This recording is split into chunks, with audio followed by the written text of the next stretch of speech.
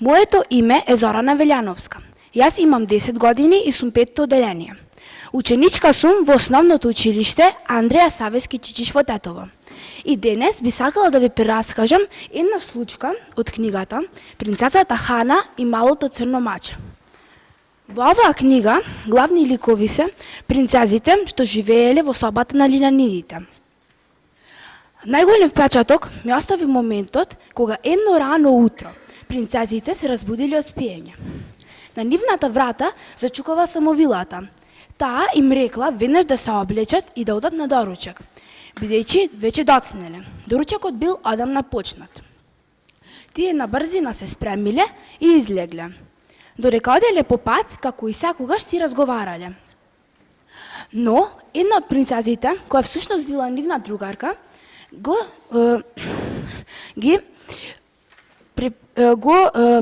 им рекла дека слушнала некој звук кој наликувал на мјаучење на мачка.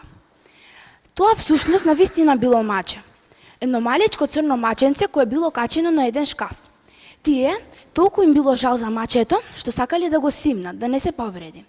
Тие зеле едно столче, го ставиле столчето и се качиле горе над шкафот. Го зеле мачето и го симнале долу. Тие му дале име Лили. Тоа било многу убаво име. Потоа, тие слушнале како задзвонело едно звонче. Тоа било знак дека завршил доручекот. Тие сватиле дека го пропуштиле целиот доручек и дека ќе следи казна од кралот Еверест. Во истиот момент пред нивните очи се појавиле злобните близначки Груела и Диамонда. Тие им кажале дека кралот Еверест ги чекал во неговата канцеларија. Тие толку се исплашиле што веднаш дошле кај него. Тие мислеле дека ако му ја кажат приказната за малото црно маче, дека тој ќе се сожали и дека нема да ги казни. Но тој бил толку лош што тие многу се исплашиле. Тој им дал казна да им се одзема 12 тиарски поени. 10 поени бидејќи пробале да го излажат, а 2 поени бидејќи задоцниле на доручекот.